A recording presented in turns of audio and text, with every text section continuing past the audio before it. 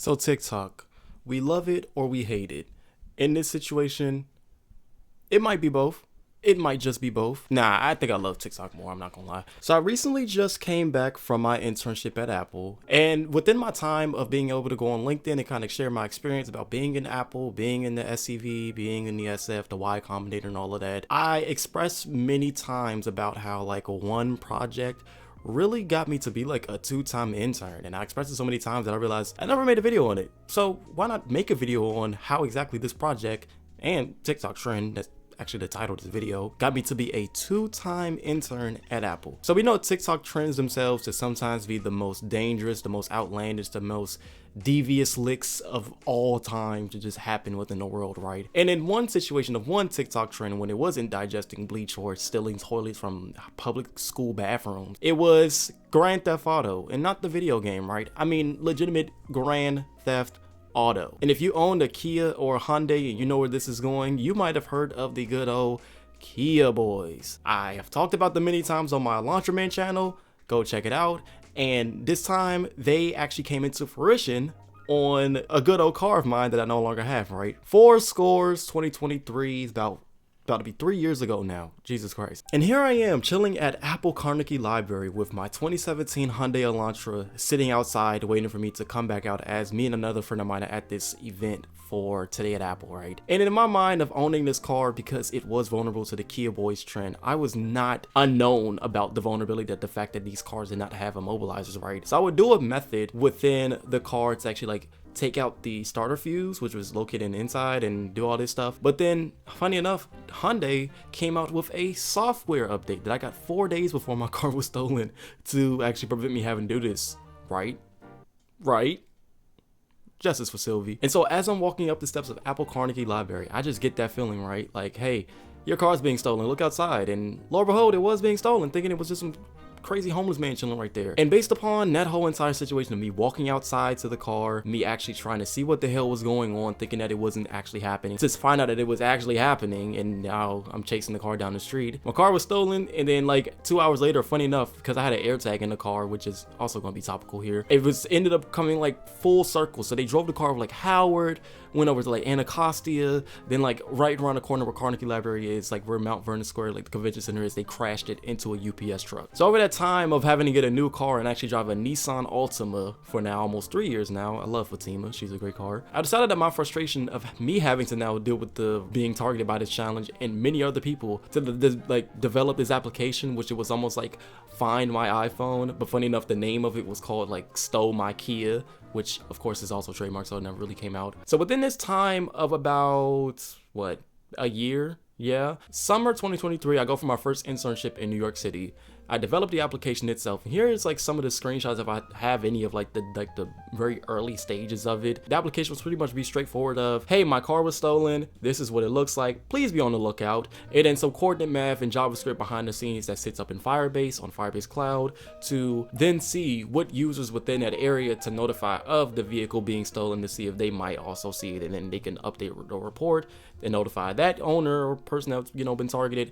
And then they also notify people within the area that they're in as well, and vice versa, you know, if it kind of makes sense. So if you want to relate this to like the Ring neighborhood app, that's a great like type of example I try to make it from. It came out to look like this, and I would say it looks like a fairly good looking app, right? But there was a lot of things, because I was just starting out development at this time, that I just did not know, and this thing was like crashing and causing all these like memory leaks and thread access and like all these just like pointers and stuff you want to go low into. It was a bad app, okay? More on the development side, it was bad. I looked over the code and I'm just like, I can't believe that I actually wrote this, right? And so over that year of me developing it, trying to actually get a beta out to people, actually had some people using it, and I had like one report from a person who actually used the app to actually come in and say like, hey, my car was stolen, which is pretty cool. But after a while, because I actually ended up finding a vulnerability within the app and also realized that storing an API key on the client side of an app is never good, I decided to actually shut down the beta, because number one, Apple was not approving it to be fully on the App Store. Probably thank God, or else this would have been like a T app situation. And number two, it just wouldn't have worked out, because after a while, once I finally got finished with this application and realized like, hey, I want to at least get it out on a 1.0, this Kia boy trend like started to die down, in which I knew because I tried to like get other vehicles to support within it, but that also didn't work. So I decided to kill the test flight, disable the Firebase bucket, and it was just a project in the books to talk about. And now come last year, or well, now 2 years ago actually, a friend of mine tells me to intern for Apple, and I actually look at it like, hey, I don't think I'm actually that experienced to intern at Apple, you know what I mean? Like, this Apple, like, why would they want me? And so while I have actually going and submitting my application for Apple to intern for the summer of 2024, which is of course last year, I actually get a fair amount of teams to actually intern or interview with and tell them all stuff I do going within these very much terrible performing code interviews. And you know, some of them I did okay on, but you know, whatever. And the one thing I've always talked about, especially within the context of like developing an application and being able to you know, solve a problem that I thought it was the use of the Stole My Kia app that I made. And from me actually hearing from like people like my mom and other people who might say like, yeah, the application is great, but it might not be in the sense that it's that great. I actually got a really great amount of feedback from a lot of the like teams that I interviewed with, because that's how it usually goes at Apple, and they were fairly impressed with the project and wanted to learn more and more about it, which ended up leading to actually me interning last year within Boulder, Colorado for Vision Pro. And if you know about Vision Pro last year, it was really like its first year of being in the production, like the public world. And I want to say I'm like the first generation of like Vision Pro interns to ever intern with Vision Pro, you know, like we built this city on rock and roll. And one of the things, since I was working within QA, was that the fact that I actually documented this whole experience months later than announcing that I made this application to try to help people who were still driving these cars thinking that they were now safe. There was the same feedback they had told me about. Like, that's why I really got into QA, just because I was able to identify certain possibilities and vulnerabilities within software to be able to possibly improve it, of course, but then also be able to look out for any other test cases and stuff that's, you know, sandboxing stuff before it goes into the environment, like the actual production, you know, like off of one car being stolen. I got an internship at Apple, like, you know, okay, like, you know, that's cool. So now comes after that internship, and I actually look over to see that they're now accepting for interns or intern applications for summer 2025, or this summer that just passed. And based upon what it was supposed to go like, I was supposed to be graduating this or last school year, but unfortunately I didn't. So I actually decided to go ahead and apply for the internship to say, heck, why not? You know, they'll see that I'm a previous intern at Apple. So when my car was stolen, like I've mentioned, it was stolen outside of the Apple Store, Apple Carnegie Library here in downtown DC. And one of the many softwares or technologies that I use on a day-to-day basis was like Find My and AirTags. That's just what it was. And I had an AirTag within the car. It had a certain like secure lock case within the vehicle, in a very weird part, but they still somehow got to it but couldn't rip it out. Was me using AirTag and Find My to try to locate the vehicle, recognize some of the limitations that Find My and AirTag has regarding like live, you know, location updates, and then be able to still locate the vehicle and then see that the AirTag was fine, and, you know, see that it actually did probably tell the, you know, thieves that it was an AirTag in the car. So as I submit my application in to intern for this past summer, I actually don't get as many teams as before. I believe it was just the one team I interviewed with, which I did go and intern with this summer with. And that team was indeed Apple Maps. And it wasn't just Apple Maps, it was Find My. So I'm like, this is perfect. Like, this is a perfect opportunity to talk about this situation. So for many people at Apple, especially when you're coming in and it's a large FANG company, they usually try to go with the whole, you might not have heard about this software, or you might have heard about this technology, exactly what we do, and, you know, all this, that, and the third. And I'm like, no, I know exactly what you guys do. I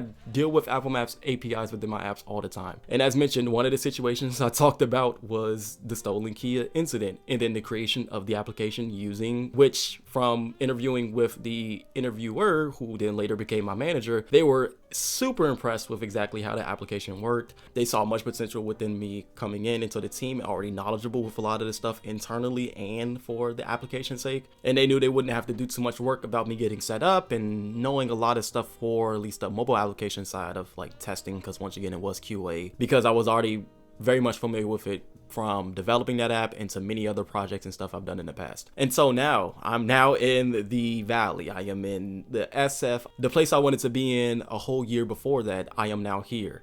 And as I'm meeting all these people and I'm coming down, and, you know, this application is really much like old, tired, and dead. I'm going around and I hear these people talk about like all these amazing projects and that they do, and just how they're doing this or how they works with this, and seeing like LinkedIn stories and such. Of course, the number one project that I pull out of my back pocket is the Stole My Kia app. And so from speaking about the project and being able to kind of share exactly how I built this application, why I did it as well, and then see the benefit of it, even though I got clowned for that entire situation, from people telling me how it wasn't going to be that exciting, or like not exactly exciting to talk about, but it was just already kind of old and, you know, tired out. This opened many doors for many connections that I've made just talking about this app, and even the fact that I've had 2 internships at Apple from now on. And while yes, I am planning on actually creating another application, which I am working on right now to kind of, you know, say that that app is deprecating the old and it's time for something new. It's one of those things where it's like you see a situation or you go through a problem and you develop for it, and as long as it's like not immediately perfect,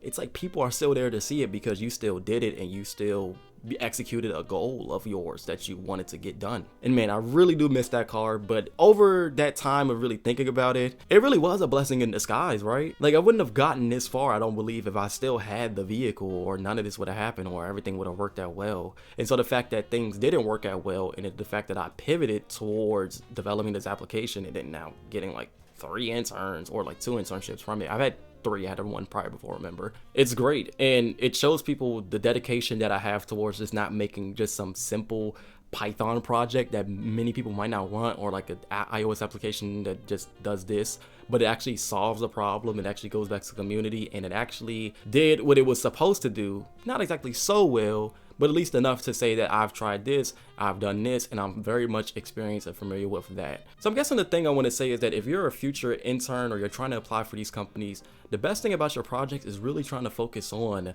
problem solving. Whether that's looking at something that might be complex within programming, or you want to really develop something that's very much close to how certain production level applications and large applications work. A problem that you can solve within your projects goes a longer way than just saying that you developed this. It gives you more sustainability and more credibility based upon what you know and what you've achieved. So yeah, that's the TikTok trend and the project that I've created that actually has now landed me within 2 internships at Apple. And while I don't see myself really getting an internship after this year, because I will be graduating, full-time offer hopefully looks like a thing. I'm happy to be back home and to finally wrap up this final year of school. I am so ready to go back to the valleys and all. I miss it all. Thank you guys for watching. If you have any questions or trying to get internships within Apple or more about iOS development, please go check out my coding channel, and then also go check out my LinkedIn.